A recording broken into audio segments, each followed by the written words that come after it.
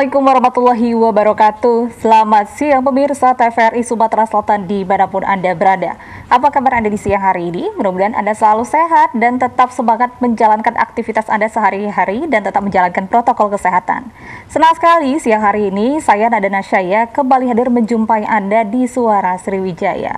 Dan pemirsa, tema kita di siang hari ini menarik sekali karena kita akan membahas tentang rumah limas. Sebagai masyarakat di Sumatera Selatan, pasti kita sudah tidak asing lagi dengan rumah limas. Lalu bagaimana rumah limas ini sampai dengan saat sekarang ya, bagaimana pelestarian rumah limas itu sendiri? Hal inilah yang kita bahas di Suara Sriwijaya siang hari ini dengan tema rumah limas. Dan sudah hadir narasumber saya di studio, ada sejarawan Bapak Dr. Andes Safrudin Yusuf, MPD, PhD. Apa kabar Pak Safrudin? Baik. Alhamdulillah. Sehat, bagaimana perjalanannya Pak? Macet nggak ke sini? Alhamdulillah nggak macet tadi, kebetulan ya. Jadi bisa lancar sampai ke sini tadi. Alhamdulillah. Dan ada juga nanti narasumber saya yang akan hadir, Dr. Erwan Suryanegara, budayawan. Tapi kami juga mengajak Anda pemirsa untuk dapat bergabung bersama kami di line telepon di 0711311454. Nah, Pak Safrudin, tema kita sore hari ini adalah rumah limas. Kenapa ini disebut sebagai rumah limas sih, Dok? Oh ya, jadi disebut rumah limas itu dilihat dari atapnya. Oke. Atap bangunan rumah itu yang bersifat yang berbentuk limas terpancung. Makanya dia disebut rumah limas. Lima itu tadi ya. Dengan kemiringannya itu ya sekitar 40 sampai 60 derajat atapnya itu. Jadi rumah limas dilihat dari segi atap bangunan itu. Oh, karena dari atap maka dia disebut sebagai rumah limas. Ya. Oke. Dan ini adalah rumah khas dari Sumatera Selatan. Daerah lain nggak ada ini, Pak? Iya, memang dari Sumatera Selatan rumah ini. Jadi cuma ada di Sumatera Selatan ya. Cuma nanti ada di beberapa daerah lain di Provinsi Sumatera Selatan yang istilahnya ya mengadopsi dari rumah itu tapi dalam bentuk yang lain. Ya. Adopsinya dalam bentuk apa nih biasanya arsitekturnya? Bentuk atapnya misalnya yang agak berbeda ya. Tapi kalau dari sisi di dalamnya, jadi ruangan di dalam itu rumah limas punya ciri tersendiri. Oke. Gitu, ya. Apa yang menjadi ciri khas dari rumah limas ini ya, Pak? Ya salah satunya ruangan di dalam rumah limas itu bertingkat ya. Oh, bertingkat bagaimana nih? 2 tingkat atau enggak? 3 tingkat ya. Kalau dalam bahasa Palembang itu disebut bengkilas. Jadi ada bengkilas 1, bengkilas 2, kemudian bengkilas 3. Jadi ada 3 tingkatan rumah limas itu. Oh, bengkilas 1 itu biasanya apa itu, Pak? Kalau bengkilas 1 itu, ini kaitannya biasanya dengan acara-acara yang diadakan oleh si pemilik rumah ya. Ruang tamu atau biasa kalau sekarang kita nyebutnya enggak ya? Ya bisa, sebetulnya semuanya bentuknya ruang tamu sebetulnya. Betul. Ya, ruang tamu. Cuma karena di dalam masyarakat Palembang itu ada aturan-aturan adat, kemudian ada juga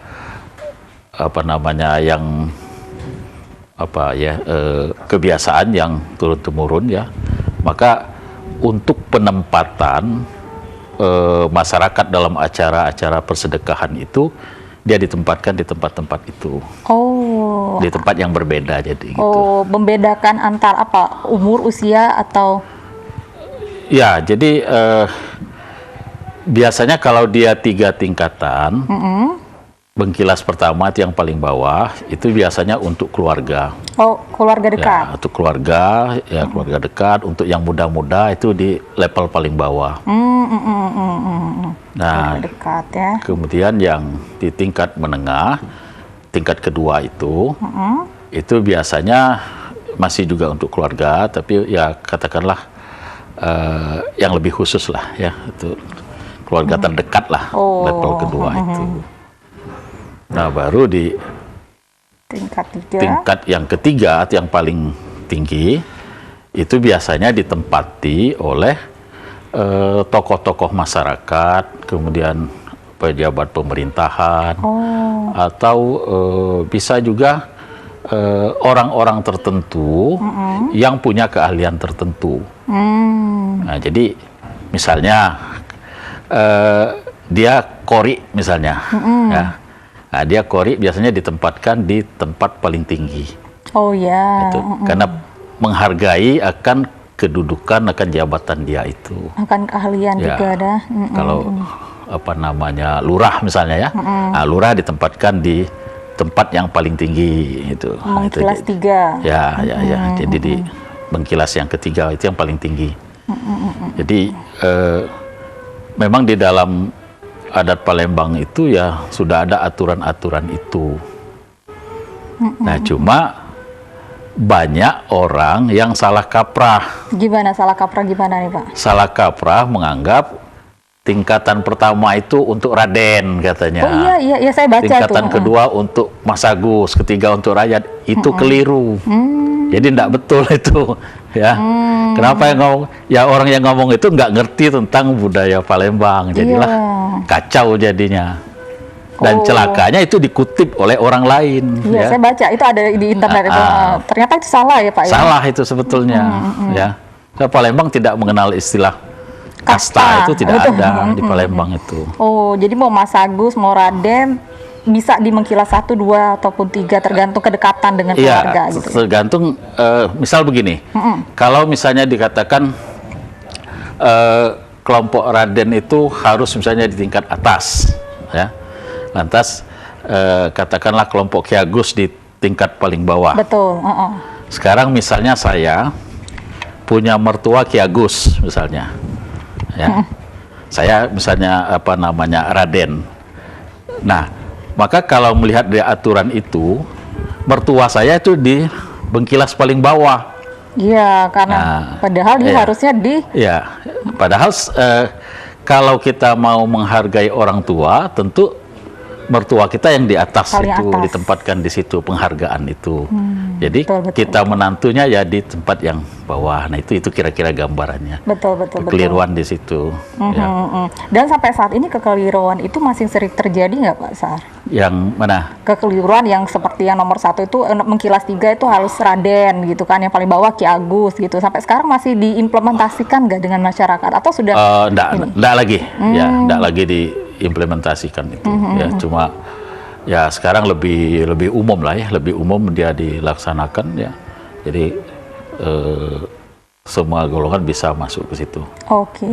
Jarak tadi kan tingkatan dari mengkilas 1, 2, 3. Ini kalau misalnya di arsitektur Limas itu sendiri Pak, apa yang untuk naik 1 tuh apa, tangga kah atau apa gitu untuk membedakannya ini? Dia batasnya itu biasanya papan 1 keping. Oh, papan 1 keping. Yang disebut caging. Jadi ada pembatas itu. Jadi antara yang satu dengan yang lainnya itu ada caging namanya.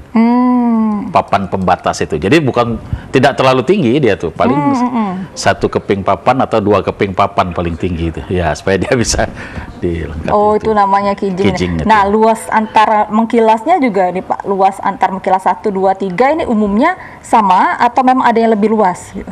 Biasanya sama. Rumah Limas ini kan bentuknya besar. Iya. Ukurannya itu bisa mencapai 20 kali 30, bahkan lebih mungkin. Ya. Nah, jadi dengan ukuran itu sama, ukuran antara bengkilas 1, bengkilas 2 dengan 3 itu sama sebetulnya. Ya, itu. Nah, cuman ini digunakan dia ya karena dalam tradisi Palembang itu kalau misalnya dia sedekah ya, dia kan biasanya makannya itu kan lain, tidak ada istilah makan prasmanan seperti sekarang ya. Iya. Makanya pakai hidangan ya. Ngidang ya istilahnya. Ya, makan di hidang itu ya. Nah, disitulah perlu rumah yang besar. Dan biasanya yang punya rumah Limas ini orang kaya. Oh, kalau zaman dahulu ya? Ya, zaman dahulu orang kaya. Sebab bahan bakunya mahal katakanlah ya, membuatnya juga prosesnya lama ya. Jadi harus orang yang memang ya duitnya banyak. Ya. Kalau rakyat biasa agak sulit nak buatnya itu. Oh, ya, Oh, jadi dulu, tapi ini peruntukan rumah Limas dari zaman dulu nih kalau kita lihat sejarahnya Pak Saf, apakah memang hanya untuk orang-orang, maksudnya levelnya sultan gitu, atau memang ya penting orangnya kaya, hanya ada peruntukan khusus tidak untuk pembangunan rumah Limas ini? Secara umum yang memiliki rumah Limas itu adalah keluarga bangsawan, jadi keluarga sultan ya. Namun pada mulanya ya. Pada Namun awalnya. di dalam perkembangan nanti ya rakyat yang punya uang, dia bisa juga membuat itu. Ya. Ya, mungkin kalau dilihat dari segi apa namanya kedudukan, mungkin mau katakanlah meningkatkan derajatnya ya, karena derajatnya bangsawan itu ya. seolah-olah dia bangsawan, padahal dia misalnya dari kelompok rakyat biasa misalnya. Jadi nggak ada pakem-pakemnya ya Pak, yang ingin membuat atau membangun rumah limas ini harus dari keluarga ini, tidak ada gitu. Nggak ada. Beberapa rumah limas yang masih ada di Palembang itu dimiliki oleh orang biasa, tidak dari kelompok apa raden apa pangeran, tidak ada. Ya, rumah rakyat biasa. Misalnya di daerah saya pernah masuk ke daerah Suro misalnya itu, saya tanya-tanya yang punya Sejarahnya rumah ya. Orang biasa, tidak dari keluarga bangsawan. Tidak ada keturunan bangsawannya gitu ya. Jadi itu yang kita ngelihatnya itu. Oke.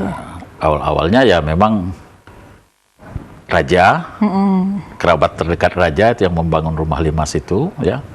Ini kan untuk menunjukkan, melegitimasikan katakanlah kekuasaan dia atau kekuatan dia, ya, dengan mendirikan rumah gitu. Jadi itu dasar awalnya itu. Ya. Kenapa kalau kita lihat balik lagi ke sejarahnya, apa yang membuat bahwa rumah limas ini jadi khas Palembang? Terinspirasi dari daerah mana, Pak? Karena kan tadi kalau dilihat ya berarti asal muasal nama limas itu kan dari atapnya yang 5 gitu kan. Terinspirasi dari apa sejarahnya kita melihat ini untuk bisa menjadi rumah khas Sumatera Selatan? Sebetulnya dia agak mirip-mirip dengan Jawa, dengan bentuk joglo ya. Dengan bentuk joglo. Dari sisi atap ya, sama itu yang agak apa? Ada hubungan nggak ini Pak dengan joglo kalau gitu? Kemungkinan ya, saya tidak berani memastikan, karena itu kemungkinan ada, karena budaya Palembang itu sendiri dia ada pengaruh dari budaya Jawa. Oh ya. Jadi kemungkinan mengadopsi dari rumah Jawa itu ya ditampilkan ciri khas tersendiri dari apa namanya, katakanlah masyarakat Palembang itu. Tapi rumah Jawa tidak punya tanduk di atasnya, itu tidak punya rumah Jawa gitu ya. Kalau Palembang salah satu cirinya itu dia punya, kalau orang nyebutnya tanduk kambing di atas bangunan itu. Oke. Tapi memang mirip ini ya Pak Saf, kalau melihatnya bahwa mungkin salah satu terinspirasi dari itu cuma dimodifikasi dengan kekhasan dari Sumatera Selatan itu sendiri. Bisa jadi ya, bisa jadi itu, karena dalam sejarah Palembang itu memang punya hubungan yang erat dengan Jawa ya, Jawa. Jadi kemungkinan ya, termasuk juga gelar-gelar itu kemungkinan juga apa istilahnya, mengambil dari Jawa tadi ya, makanya gelarnya mirip-mirip dengan Jawa. Ya, Jawa ada Raden, di Palembang juga ada Raden. Oh iya benar. Ya, Raden ada Kiai Agus, di Palembang ada Ki Agus ya, dan lain-lain itu ada hampir sama, ada kemiripan-kemiripan. Oke. Oke, berarti kalau misalnya kita melihat terinspirasi, salah satunya kemungkinan ada terinspirasi dari joglo yang menjadikan ciri khasnya tadi selain atapnya tadi Pak Saf. Ya, pertama atap tadi, atapnya bentuk limas ya. Ya, 5 tadi ya. Ada Kedua 5. Di dalam. Ya, itu, bagian dalam tadi ada bengkilas-bengkilas tadi ya. Oh iya. Ya. Yang ketiga, dia kalau mau naiknya harus pakai tangga. Oh gimana tuh? Harus ada tangga. Itu rumah limas. Jadi kalau orang menyebutkan rumah limas tidak punya tangga, salah itu. Berarti dia nggak bisa nempel di bawah, dia harus panggung gitu ya? Dia rumah panggung, jadi ya ketinggiannya juga tidak terlalu tinggi, paling sekitar 1,5 sampai 2 meter dari apa namanya permukaan tanah ya, itu paling itu. Nah, biasanya dia untuk naik dipasang tangga, nah, baru bisa masuk ke bengkilas pertama itu ya. Tangganya itu kanan dan kiri juga tidak Pak? Atau ya, kanan kiri, tangganya itu kanan kiri. Dan ada jumlah tertentu. Oh. Jadi tidak asal buat tangga. Iya, ada filosofinya. Iya, ada filosofinya. Jadi tangganya itu bisa jadi genap, bisa juga ganjil. Tapi paling banyak tangganya itu 8, itu sudah banyak itu. Itu. Apa itu yang maksudnya membedakan genap dan ganjil ini, Pak? Ya karena ada satu filosofis di dalam Palembang itu, anak tangga itu dihitung dengan 3 tingkatan. Ya, jadi istilahnya tangga, tunggu, tinggal. Tangga, tunggu, tinggal. Nah, Oke. Jadi yang paling dasar itu tangga, kita ngitungnya tangga. Yang nomor 2 itu tunggu, yang nomor 3 tinggal. Ya. Nanti yang keempat balik lagi ke tangga. Oh. Nah, jadi tangga, tunggu, tinggal. Ya biasanya itu paling tinggi dia 8, tapi kadang-kadang bisa 5 atau 6 itu. Tangga, tunggu, tinggalnya itu. Iya. Oh, oke. Jumlah anak tangganya itu, ya. Jumlah anak tangganya itu biasanya 8. Kadang di bawah itu, ya. Ya, tergantung si bangunannya, ketinggian bangunannya, kemudian si pembuat itu. Karena ada makna filosofisnya. Kalau dia jatuh, misalnya kita katakanlah dia 4 misalnya, 4 anak tangganya. Iya. Maka dia akan hitungannya akan jatuh tangga, tunggu, tinggal, tangga. Oke. Nah, Ya. tangga di situ bermakna secara filosofis dia akan memberikan semacam kemakmuran bagi si Pemilik. pemilik rumah itu. Tangga, kemakmuran. Untuk kemakmuran. Kalau dianya pas dihitung tangga, tunggu, tinggal, tangga, tunggu, artinya 5 dia. Nah, artinya kalau 5, pemilik rumah itu diharapkan nantinya mempunyai satu keluarga besar, artinya banyak keturunan, kira-kira ya. Tuh, jadi banyak keturunan bisa sejahtera. Bisa kemakmuran, bisa banyak keturunan.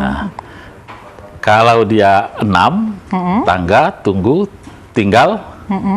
Tangga, tunggu, tinggal, yang ke-6 tinggal berarti. Nah, tinggal itu berarti nanti ya walaupun semua ditentukan Tuhan ya, yang punya rumah itu Umur panjang. bukan.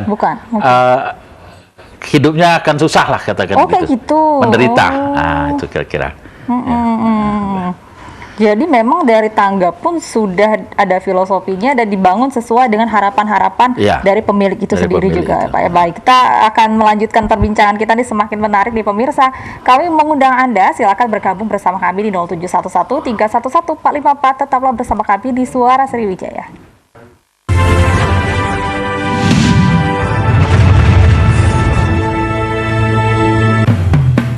Selamat datang di Corona Fashion Show.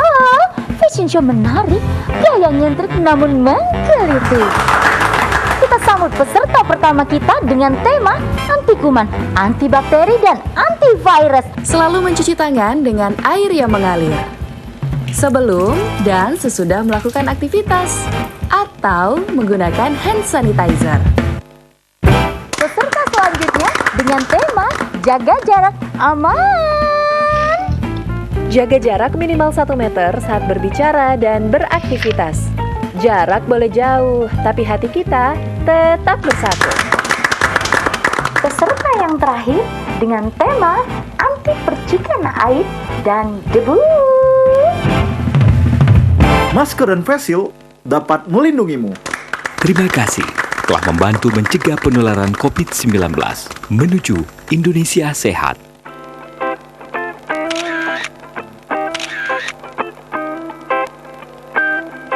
Hari masih pagi suasana panas ini. Kopi gelas. Mulut belum merasap. Nyari mangsa. Tenang baik. Kakandong kau ini ada namo di sini. Ayo. Siapa pun lewat. Ambil lanjak ke. Ayo. Tak kena tak merasap mulut lagi ni. Kopi. Lanjak ke. Nah. Sini. Nak mana? Besak kalau badan ini asli, kantong tebal. Coba cabut ke dulu rokok. Badan besak, nyetil pakai kacamata, topi keren kalau kamu nih rokok tak katik. Coba cabut ke, cabut. Nah cabut kalau tebal tangyo. Keren ngale tebal. Cabut lah.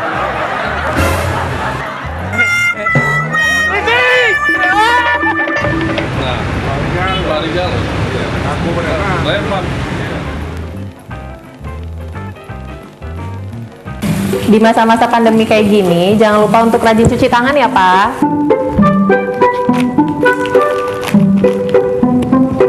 Pak, hand sanitizer kita habis loh. Nanti jangan lupa beli ya. Tenang, Ma. Papa masih punya satu lagi kok. Aman. Hai, sayang. Papa jangan Ya? lupa jaga jarak ya, Pak. Iya, kalian berdua belajar ya? Iya. Ya udah, belajar yang benar ya. Ya. Papa tinggal dulu ya.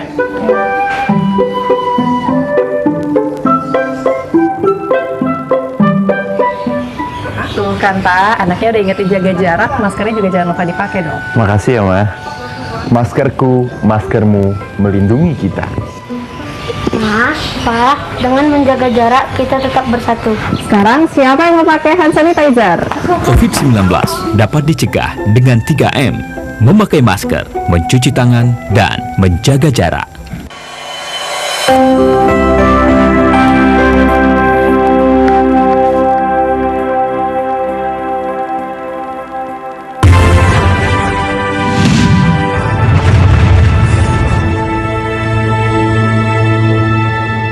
Terima kasih Anda masih bersama kami di Suara Sriwijaya. Pasti membahas tentang rumah limas menarik di tema kita di siang hari ini, pemirsa. Untuk Anda yang ingin bergabung bersama kami, silakan di line telepon di 0711-311-454. Nah, tadi kita melihat dari filosofi dari tangga sendiri ya Pak Safrudin ya.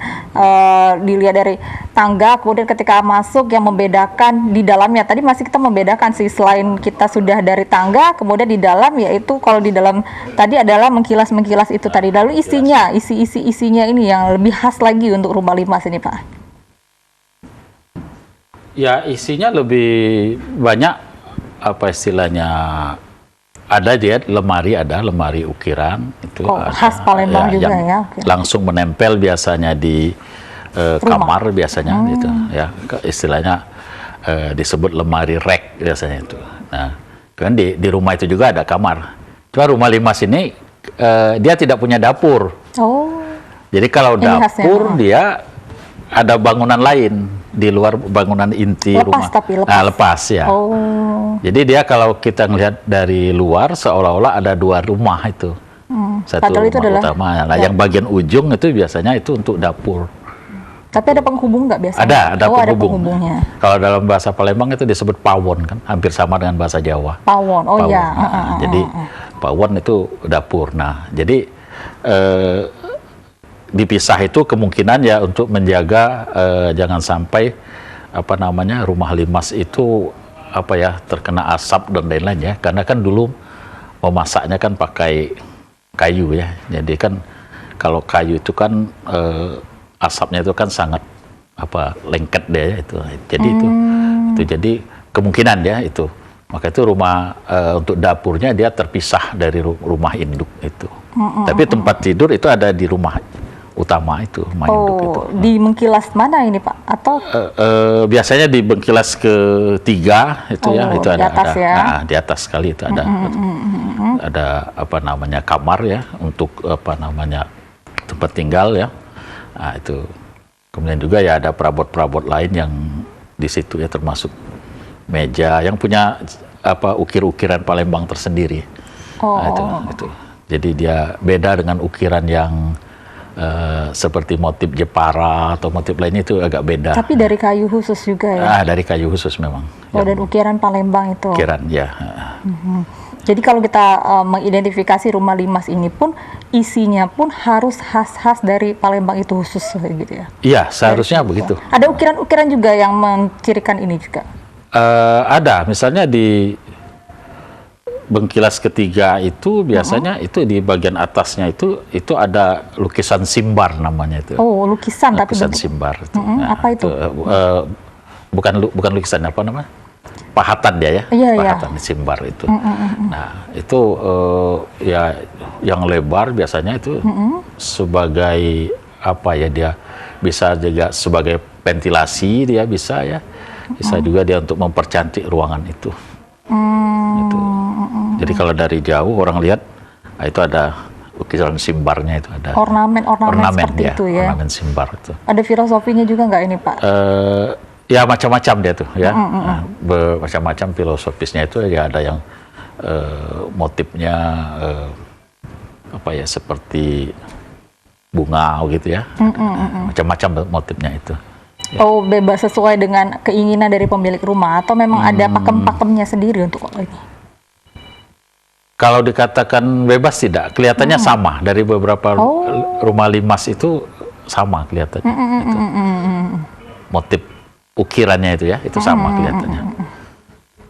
Dan memang besar, kalau 20 kali 30 kan Wah, sangat besar itu. Kalau makan Palembang itu bisa berapa? Bisa 20 hidangan bisa masuk itu. untuk rumah ya, ukuran rumah ya. Ukuran itu.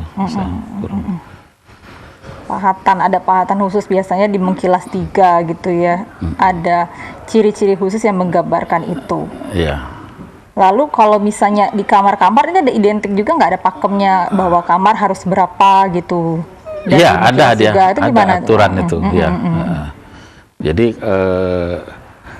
ya dulu kan tempat tidur ada aturan sendiri kan yang dibuat itu ya. Gimana itu, jadi Pak? ada peti-peti ya. Jadi langsung apa istilahnya?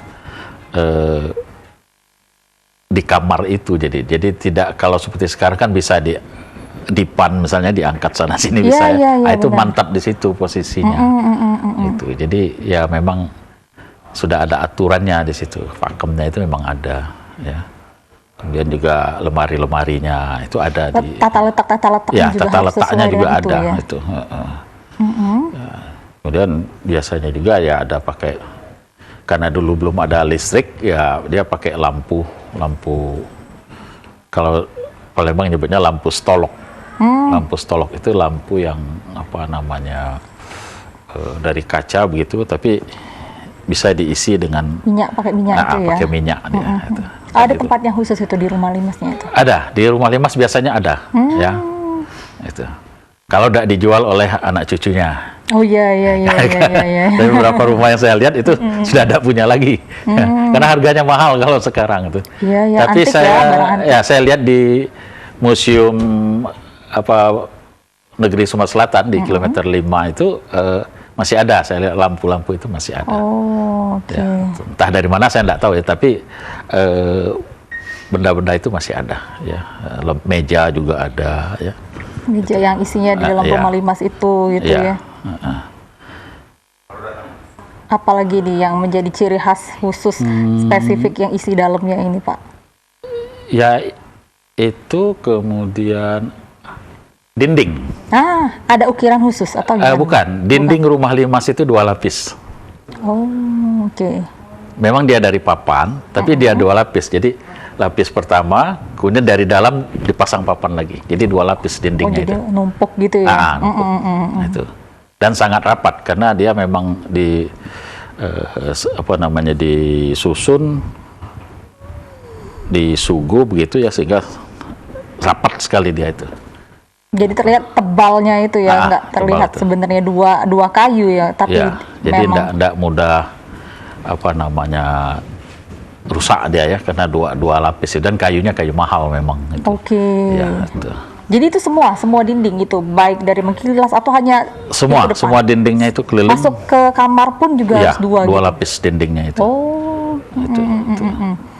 Sehingga itu mencirikan bahwa dia lebih kuat, tidak gampang terkena angin atau apa gitu ya. Ya, memang rumah limas jarang yang roboh itu. Oh iya. Karena 2 lapis itu, karena kayunya bagus itu. Kemudian pondasinya memang betul-betul kuat. Itu pondasinya itu. Jadi dia memang dibangun, makanya tadi yang punya biasanya ya memang orang-orang yang punya uangnya lebih banyak gitu ya, dari keluarga-keluarga. Keluarga yang lebih besar. Betul. Nah, ngomong-ngomong kalau misalnya kita membicarakan tentang rumah limas, bagaimana dengan kondisinya sekarang? Saya sudah kedatangan 1 orang narasumber lagi. Ada Bapak Dr. Erwan Suryanegara MSN. Pak Erwan, silakan masuk Pak. Sudah hadir di sini pemirsa narasumber saya. Silakan duduk. Apa kabar Pak? Silakan duduk. Baik, kita membahas tentang rumah limas. Dari tadi saya sudah ngobrol-ngobrol dengan Pak Safrudin, tapi kita harus break dulu ya. Pemirsa, kami mengundang Anda, silakan bergabung bersama kami di line telepon di 0711311454. Tetaplah bersama kami di Suara Sriwijaya.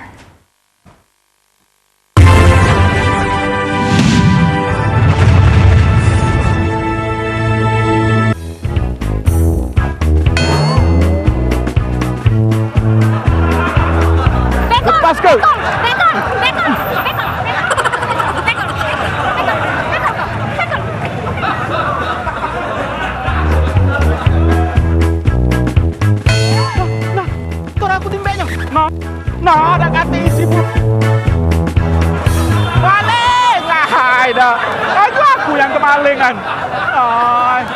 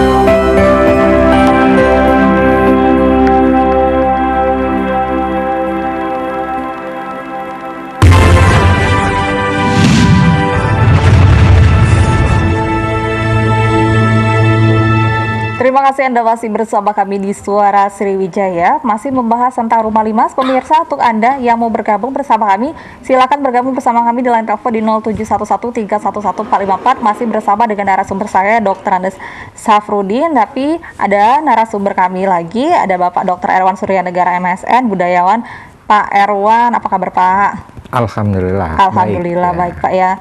Pak, kita bahas tentang Rumah Limas sih. Tadi sudah dijelaskan beberapa filosofi bersama dengan Pak Safrudin. Ini kenapa disebut sebagai Rumah Limas? Kalau misalnya dari Pak Erwan sendiri nih melihat Rumah Limas, dari perkembangan Rumah Limas dari sekarang, dari dulu ya sampai dengan sekarang, yang menjadi ciri khas dari rumah di Sumatera Selatan. Pak Erwan sendiri nih melihat gimana nih Rumah Limas sekarang, sudah dilestarikankah dengan baik gitu? Ya. Kalau kita bicara Rumah Limas terkait pelestarian, tentunya sudah bisa kita lihat di Museum Balaputra Dewa. Di museum itu di bagian belakang itu ada Rumah Limas yang dilestarikan dan menjadi tempat masyarakat untuk mencari tahu, mencari pengetahuan tentang Rumah Limas itu. Nah, jadi kalau ditanya apakah sudah dilestarikan, ya sudah dilestarikan. Namun kita kembali, pelestarian ini tentunya tidak bisa berjalan lurus, karena mengingat Rumah Limas itu materialnya adalah kayu. Sementara kita kalau melihat bahan ini, semakin ke sini bahan kayu ini semakin sulit, sehingga sudah banyak rumah-rumah itu digantikan dengan beton, dengan besi, dengan behel dan lain sebagainya. Jadi kalau kita bicara pelestariannya, sudah bisa dilihat di Museum Balaputra Dewa salah satunya. Dan ada beberapa Rumah Limas masyarakat yang juga dilestarikan oleh masyarakat di beberapa tempat, itu ada. Di Kota Palembang, di Kota Palembang, Selatan juga ya. Bahkan di Sumatera Selatan Rumah Limas itu juga terdapat seperti di Kayu dan di beberapa tempat lainnya itu masih bisa kita lihat, terutama ciri atapnya dan tangga depannya itu masih kelihatan di beberapa daerah. Di Sumatera Selatan, Di Sumatera di beberapa Selatan. kabupaten-kabupaten Ya, ya. kabupaten. Mm-mm. Karena Dan- itu mungkin pengaruh waktu era Kesultanan Palembang. Nah, gimana nih, Pak? Iya. Jadi era Kesultanan Palembang itu ada pengaruh kesultanan mulai masuk ke daerah hulu, ke daerah kabupaten kota yang ada sekarang ini. Nah, di sana ada pangeran, ada pejabat-pejabat kesultanan yang mungkin dibuatkan rumah limas tersebut sebagai tanda bahwa dia adalah penguasa atau punya hubungan dengan Kesultanan Palembang, mungkin itu Pada zaman dulu pada ya. masa gitu. itu ya. Namun sekarang masyarakat pun sudah banyak ya. Maksudnya tadi saya udah bicara sama Pak Safrudi juga bukan hanya untuk orang-orang kesultanan pun orang-orang yang bisa untuk membangun ini juga sudah bisa gitu ya. Ya, kalau dikaitkan dengan hari ini, masyarakat mungkin banyak yang berkeinginan, tapi persoalan tadi bahannya yang sudah langka ya. Apalagi kalau untuk membuat rumah itu tentunya kita harus memilih bahan kayu papan yang berkualitas tinggi. Karena harus diperhitungkan daya tahannya, monumentalnya. Nah, kalau bahannya masih muda, sudah dipotong, ditebang, itu nanti waktu dibuat papan atau dibuat kayu, dia akan cepat rusak. Nah, jadi ada kendala bahan sebenarnya ketika masyarakat ingin kembali membangun atau mendiami rumah limas yang mereka buat sendiri. Itu kendala terkait bahan terutama.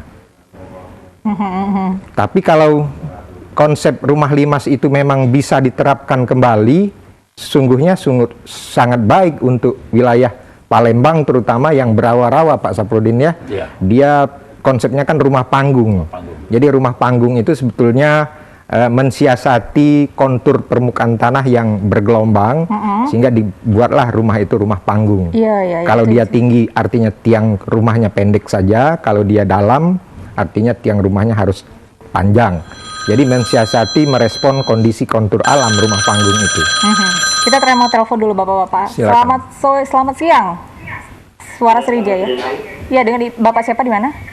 Bapak Bobo ini di jalur. Pak Bubu, silakan Pak. Iya. Pak Bobo silakan. Temanya rumah limas ya, Mbak. Betul Pak.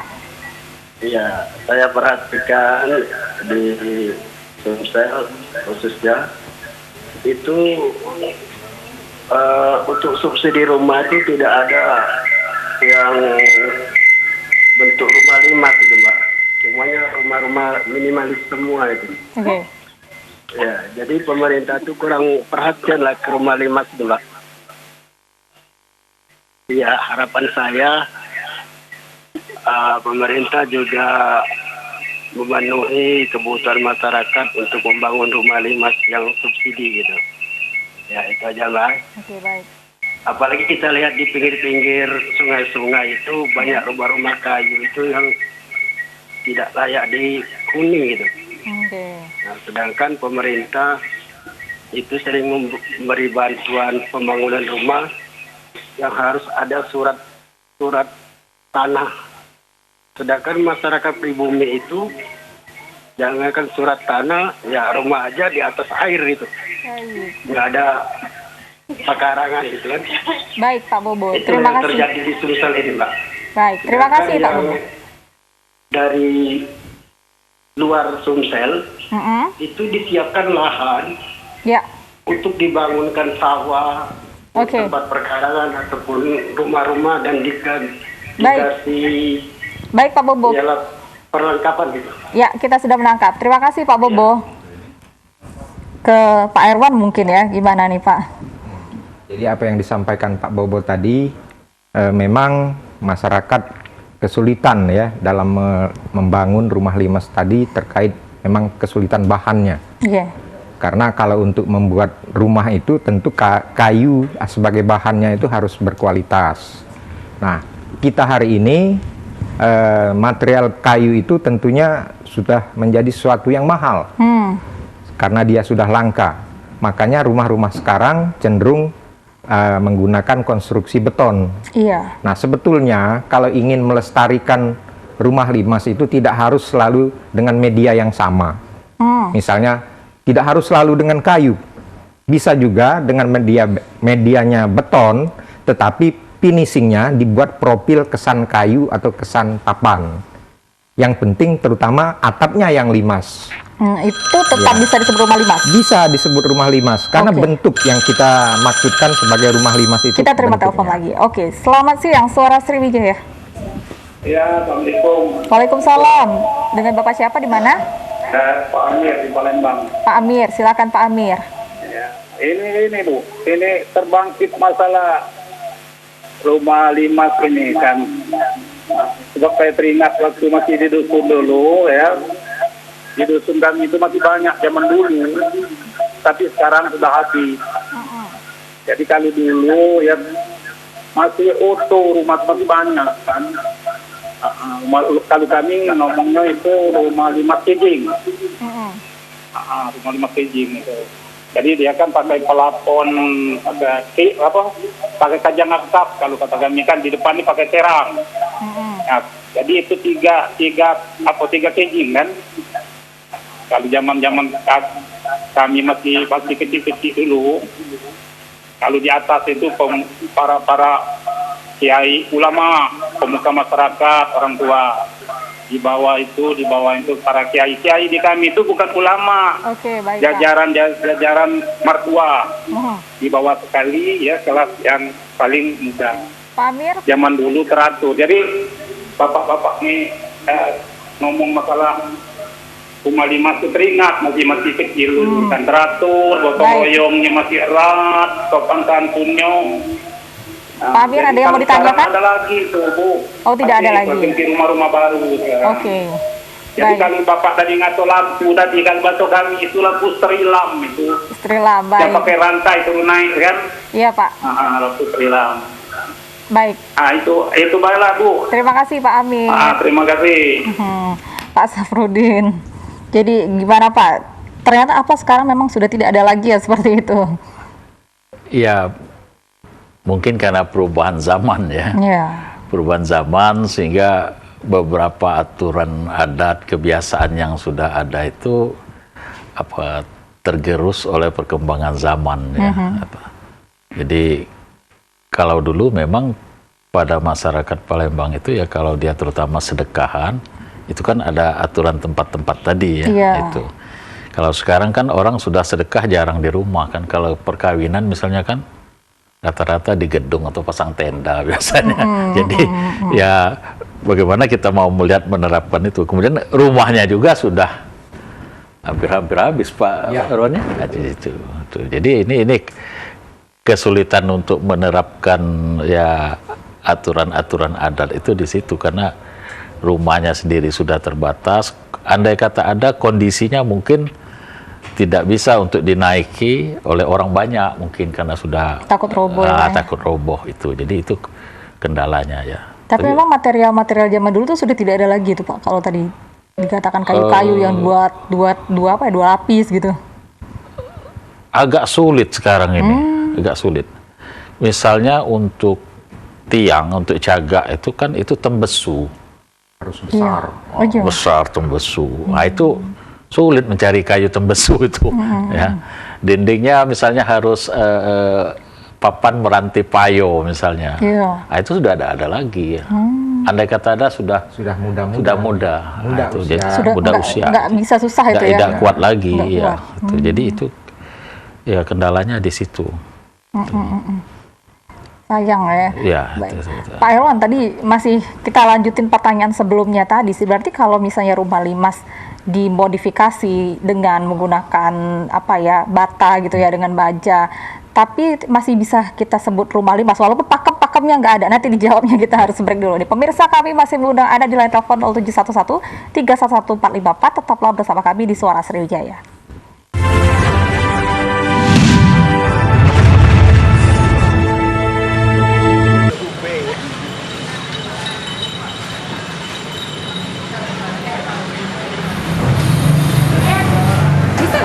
Yeah. Makan.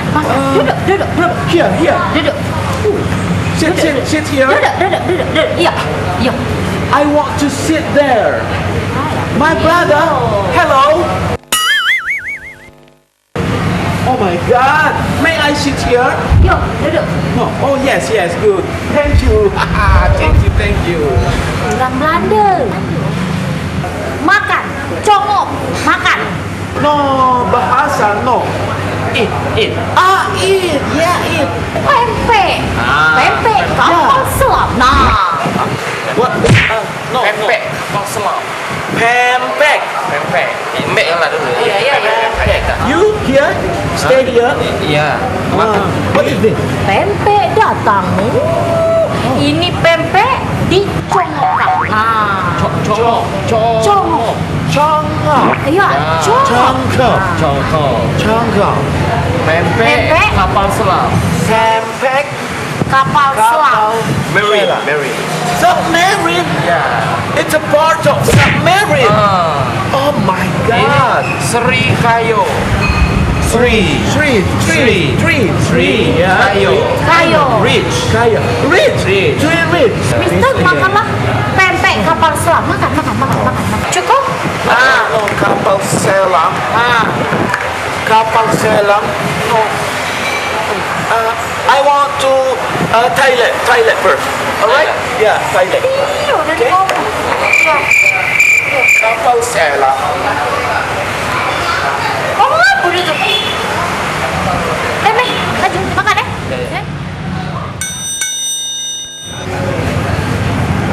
Australia. Dunia. Namo Mang Daud. Tempat tanggal lahir Pegayung. Bukan uang Belanda. Hello, brother. Brother, wong dosun ini. Nah, makan. Ketahuan aja nah, Bung Dusun.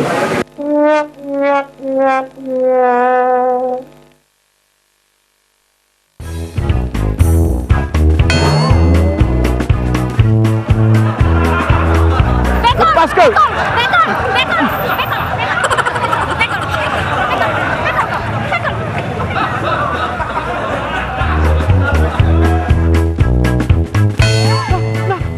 Aku timbeknya. Nah, ada kata isi bu.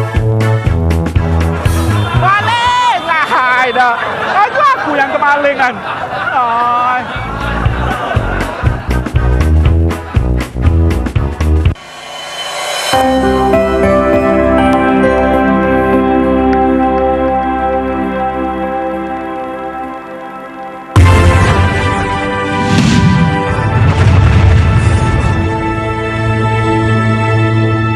Terima kasih Anda masih bersama kami di Suara Sriwijaya. Pemirsa, di segmen terakhir ini Anda masih dapat bergabung bersama kami di line telepon di 071131144. Kita membahas tentang rumah limas. Nah, Pak Erwan, tadi rumah limas ya, tadi seperti pertanyaan saya, apakah ketika dia sudah dimodifikasi ini tetap esensinya adalah rumah limas ya? Ya, karena yang dimaksud rumah limas itu konsep utamanya itu bentuk. Jadi yang dimaksud limas itu bentuk limasnya itu, atap limasnya itu. Jadi kalau ditanya apakah dengan mengubah atau mengganti materialnya dari kayu menjadi material yang lain, asal setiap bentuknya rumah limas itu tetap rumah limas. Namun mungkin yang akan berubah itu adalah fungsinya. Kalau dulu itu rumah limas itu menjadi rumah hunian masyarakat, tempat tinggal, tempat bersosialisasi sesama masyarakat. Sekarang kecenderungan rumah limas yang ada itu menjadi pajangan, menjadi media yang untuk dilestarikan. Nah, kemungkinan kalau ada program pemerintah ingin mengangkat nilai-nilai lokal tentang rumah limas ini, ya solusinya menggunakan media yang lain, tidak harus kayu. Yang penting dia tetap setia dengan bentuk rumah limasnya. Rumahnya konstruksi rumah panggung dan atapnya atap limas, itulah rumah limas prinsipnya. Prinsipnya seperti itu ya, walaupun di dalamnya juga sudah peruntukannya pun juga sudah berbeda sekarang berbeda, ya, sudah menjadi objek wisata seperti itu. Dia tetap mungkin bisa ada beberapa hal yang harus kita pertahankan. Nah, apa itu pakem-pakemnya itu? Misalnya ada lantainya yang berjenjang. Oh ya, tadi karena ya. lantai berjenjang itu konsepnya kan untuk menunjukkan hubungan kekeluargaan yang saling menghormati. Yang muda menghormati yang tua menyayangi yang muda, dan laki-laki perempuan itu didudukkan pada porsinya masing-masing. Jadi rumah limas itu juga ciri kesetaraan sebenarnya, bahwa wanita ada tempatnya, laki-laki ada tempatnya. sesuai proporsinya masing-masing. Oke. Jadi banyak nilai-nilai yang luhur dari rumah limas itu sendiri. Itu ya yang paling harus dipertahankan Ya. selain atapnya tadi dan panggungnya ya, bentuk Iya, panggung itu bentuknya tadi ya. panggung. Ada terus mengkilasnya juga masih tetap harus ini. Iya, betul. Pak Safrudi, bagaimana untuk pelestariannya sendiri ya dengan sampai dengan saat ini? Karena kan seperti yang Pak Erwan tadi katakan, peruntukan bagi rumah limas sekarang kan bukan hanya sebagai tempat tinggal, sebagai objek wisata, sebagai tempat gedung yang disewakan, seperti itu. Kan karena ini termasuk cagar budaya yang harus dilestarikan di Sumatera Selatan. Ya, memang jumlahnya ini kan terbatas, sudah banyak berkurang ya rumah limas itu. Maka itu memang perlu dari pemerintah daerah ya, daerah-daerah yang memiliki rumah limas itu menerapkan ya katakanlah semacam cagar budaya ya, supaya dia dilindungi. So kalau tidak dia akan habis. Ya. Nah, artinya tidak hanya rumah limas yang ada di Palembang, tapi rumah-rumah yang ada di daerah lain seperti rumah ulu yang di Lahat itu ya, rumah Bari, ya itu yang di Lahat itu ya. Itu juga perlu untuk dilestarikan ya. Nah maka itu tentu keterlibatan pemerintah sangat kuat untuk melestarikan ini. So kendalanya begini, kadang-kadang saya pernah di Lahat itu. Saya ngobrol dengan yang punya rumah, mereka mau melestarikan itu, tapi dananya dari mana Pak? Katanya, nah ini kendalanya di situ. Ya, dananya dari mana Pak? Kami mau melestarikan ini. Ya, akhirnya ya rumah itu akhirnya terjual ya, nah, gitu. Jadi agak susah. Dan yang penting juga mungkin pemerintah juga perlu mengimplementasikan, melaksanakan undang-undang cagar budaya itu. Nah, kita di sini kelihatannya tidak konsisten dengan undang-undang itu. Gitu, gimana tuh Pak? Sehingga tadinya yang daerah itu mestinya atau bangunan itu cagar budaya, tapi digusur saja untuk dengan alasan pembangunan atau alasan-alasan lain ya. Padahal betapa pentingnya itu untuk Iya, padahal itu penting. Jadi setiap daerah itu mestinya dia punya semacam perda tentang cagar budaya dan pelestarian. Dan andai kata ada perda itu harus ditaati terutama oleh pemerintah. Oke. Nah, jangan pemerintah sendiri melanggar perda. Nah ini ya, ini saya beri contoh, Palembang misalnya sudah punya perda. Perda cagar budaya dan pelestarian itu sudah ada, diteken bulan Desember tadi. Tapi kelihatannya, nah ini repotnya, Pemda kelihatannya maunya jalan sendiri, sehingga Pulau Kemarau itu mau dijadikan semacam Ancol segala macam katanya itu. Nah ini kan jelas itu melanggar cagar budaya itu, kalau itu mau dijadikan cagar budaya. Jadi kedisiplinan dari pemerintah daerah juga harus melaksanakan itu ya. Baik. Pak Erwan sendiri melihat bagaimana ini Pak? Karena kan semakin tipis orang-orang menyadari bahwa limas adalah rumah adat dari Provinsi Sumatera Selatan, kemudian bahwa penting untuk dilestarikan seperti kata Pak Amir dulu, atau sebelumnya ada Pak Bobo juga mengatakan kalau misalnya mau ada subsidi-subsidi kenapa tidak dibangun dengan rumah limas aja gitu. Gimana nih Pak Erwan? Ya, kalau kita bicara rumah limas tentunya kita bicara Sumatera Selatan. Seperti yang disampaikan Pak Safrudin tadi, rumah panggung untuk di Sumatera Selatan ini kecenderungan limas itu di daerah hilir, daerah Palembang. Kalau di daerah huluan itu ada rumah-rumah panggung juga yang khas.